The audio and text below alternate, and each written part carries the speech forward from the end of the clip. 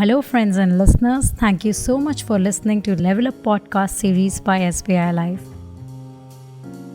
a podcast about the level up journey of young achievers with me, your host, Anku Goel.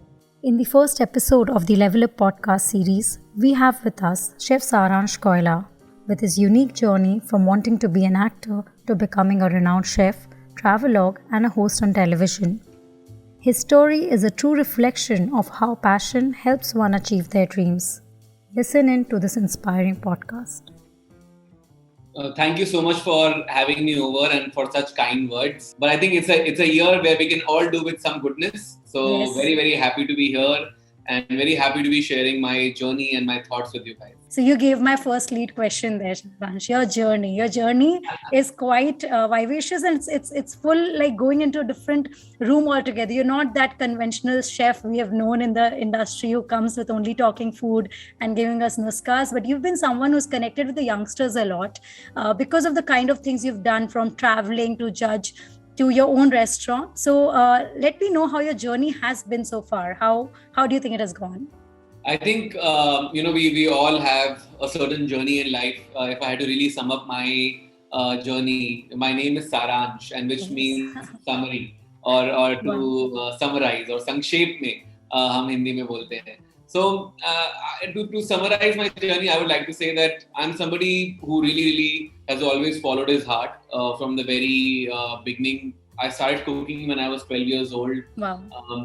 I had a lot of likeness and fondness for food generally, because my family, I come from a middle class family, and in a typical Indian middle class family, one of the most entertaining things in your household is food. And so you were that golu bacha in the house who was always correct. When I was a kid, I was not goila, I was a golu. So what I usually tell people. I think food sort of comes in genes to me in that sense. None of my family is professionally into the food business. Okay. But the love for cooking has always been there. Love for going out and eating food has always been there. So I started watching my first food TV show, to say so, with my grandfather back in the 90s. It was Chef Sanjeev Kapoor's Khana Khazana. Wow, yes, we all have seen that. How can we miss it? Correct. So I used to run from my school bus at 2 p.m. sharp in the afternoon to my home to just catch 20 minutes of his show. Oh my God. I was like a big fan, and I was crazy about cooking recipes from his show, and I was just 12 years old back then. So that sort of got me into cooking. It was always a hobby. I never dreamt of it becoming a profession. However, when I passed my 12th standard, and everybody has to take a call, ki life mein kya karna hai, and that existential. That phrase comes, yes. And I. What was your answer? Would you say I want to be a chef, or I said I want to be an actor. Wow. But wow. My parents wanted me to be a biotechnologist, because that's what I had studied in my board exams. And my grandfather said that you can become a chef because you really have the skill and the art to cook. And he had seen me over the years enjoying it a lot in the kitchen. So that is how I entered all the hospitality management courses, and I applied for them. And everybody agreed on me becoming a chef, and I cleared all my exams. My first job was at the Leela's in Bangalore. Wow. While working there for, this was back in 2010. I had just graduated from college, and that was my first job. I realized while working at the hotel that I am more of a creative sort of a person, and I wanted to choose a different sort of identity for myself. Yes, I trained to become a chef, and by qualification and by technical knowledge I'm a chef, but I realized that I wanted to create content around food. Wow. And I was a young boy. I was 22 years old, 23 years old, and I decided to quit my job, and I moved to Mumbai, and I enrolled myself in an acting course. What are you saying? So you're still in the two boats, that whether I by chance become an actor, I will do with that. So while doing that acting course, it gave me some clarity that my art of cooking and my skill to create recipes is very, very dear to me, and I'm good at it. So I did not want to let go of it. And that acting course gave me that clarity. I realized that I can use the tools and the mediums of filmmaking, of acting, and of writing, and I can apply them to food. So unique. And that gave me a unique pathway to say. So I started approaching TV channels, lifestyle channels like Food, Khana Ka Khana, Discovery, TLC, and all those channels that we all watch for travel and food. And I started sending them my resume that I am a chef and I'm an actor. Do you think I can come and work for your channels? And that landed me. It took me some while. It took me about 2 years to crack. I knocked on a lot of doors, and then one of the doors that opened for me was on Food channel. Chef Sanjeev Kapoor was doing a reality show called Maha Challenge. But to stop you there, how was that moment when a boy 12-year-old was watching Sanjeev every day, and then you're going to work with him? Do you remember? It's just passed by you now. I very, very clearly remember this because I will never forget this in my life. The first time I met Chef Sanjeev, my hands were trembling, and I was like, I used to maintain a recipe book of 100 recipes by Chef Sanjeev Kapoor. Like I was a total fanboy. So you were a fanboy. वो fan moment मिला आपको? हाँ, मेरे को पूरा fan moment मिला. Like when I met him first, he pronounced my name incorrectly. I didn't even have enough courage in me to correct him. It was really probably the most inspiring moment I've had in my journey, because to be able to meet your idol and then try to follow him in his footsteps and reach a platform where he is going to mentor you for the next 10 years of your life. I think I'm very, very lucky. Of course, I think we all follow our passion and our dreams. I think few of us are really lucky to be able to find a mentor like him. Like, he's my idol who became my mentor and now who's a friend. So I think with him, I really completed the loop of that if you dream of something, if you really, really, the Shah Rukh Khan's dialogue from the movie. Can you say that for us? We want to hear it. You're an actor now. I know I should actually make you excited. I'm not sure if I can enact Shah Rukh really well.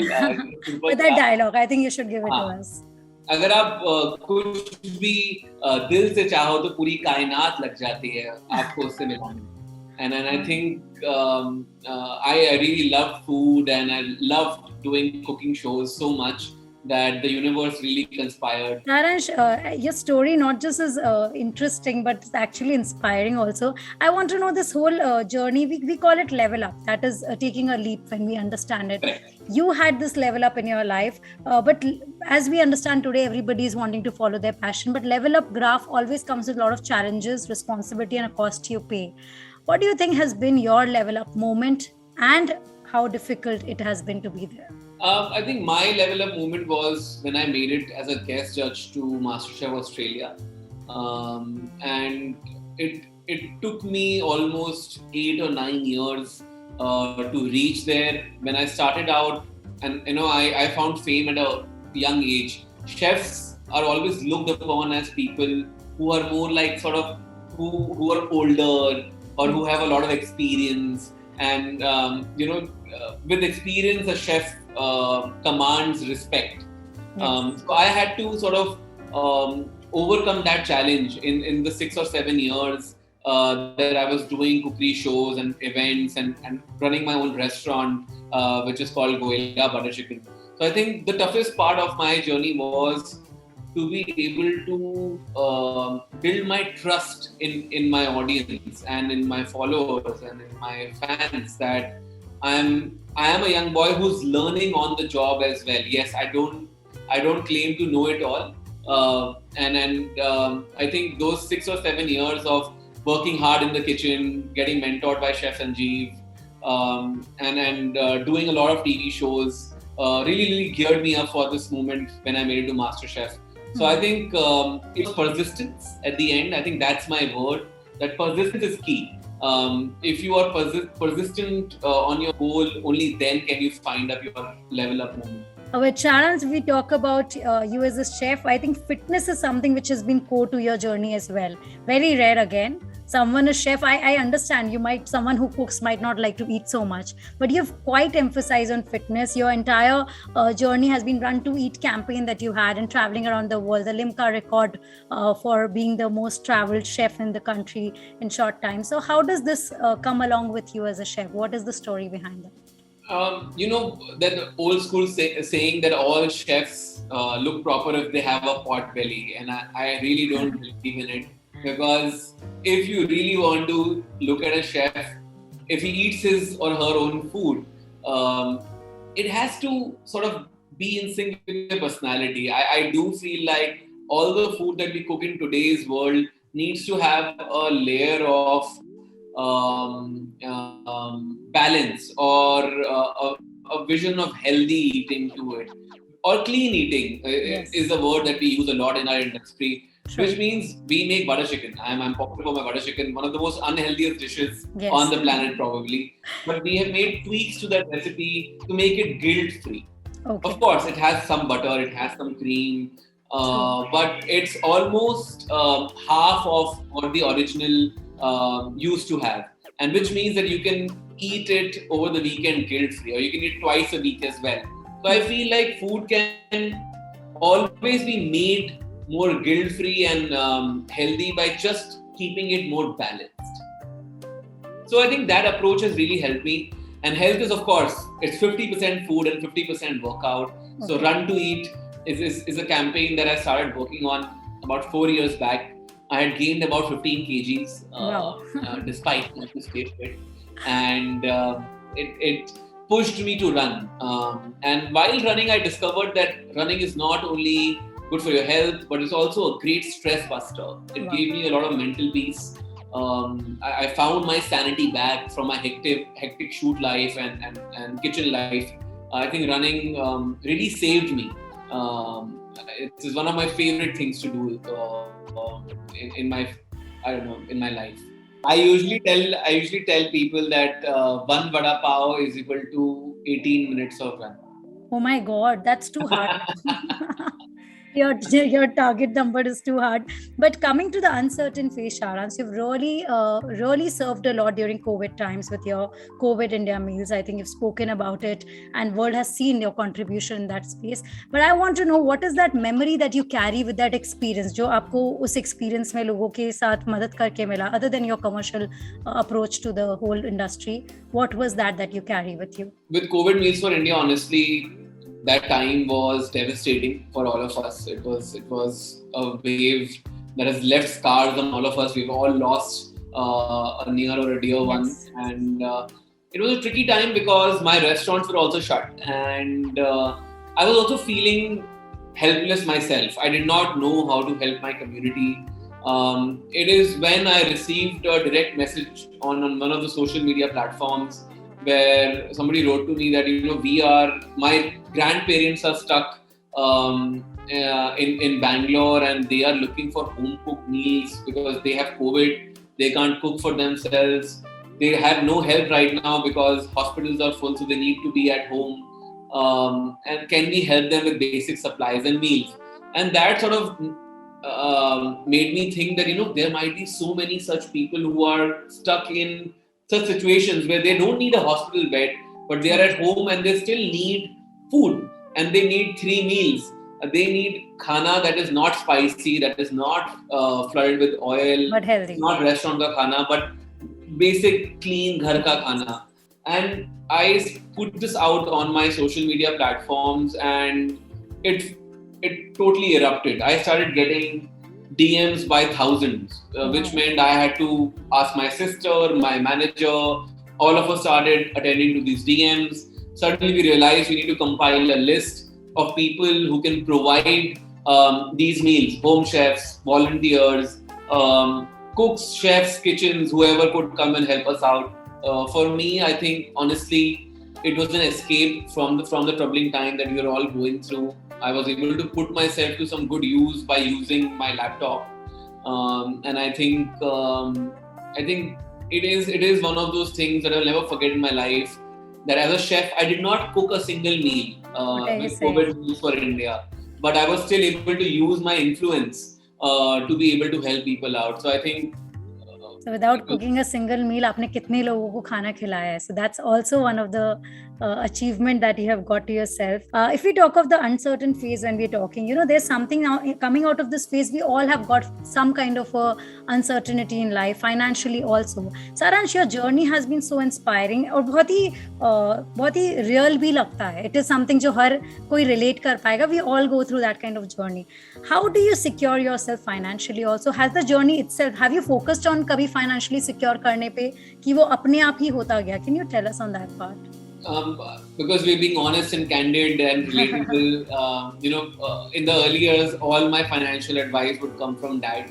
And he sort of groomed me a little to be able to pay attention to taxes, accounts, and it took me a little while to get to it. It is only that is one day I was shooting one episode on a show with Chef Sanjeev, and I happened to, it's a funny one, but I happened to have done a transaction from my bank account in front of him, and he noticed that there was a lot of money lying in my bank account, oh my God. unattended, and he said, "What are you doing? And have you not been doing financial planning? Where are your financial goals? Like, why is this money just sitting in your bank account?" And I had no answer for it. And I think he sort of became also my financial coach. What are you saying?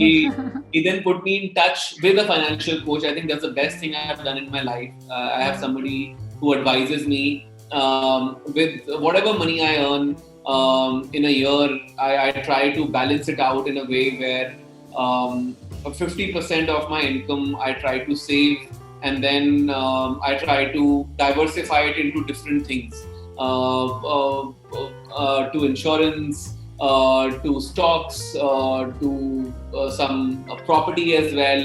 So I diversify my portfolio, but I think investments and insurance has been the key drivers for me in this saving journey or investment journey or my financial journey, to say so. So I think the last 6 or 7 years I've found some more clarity. Until I was 26, I was very, very clueless.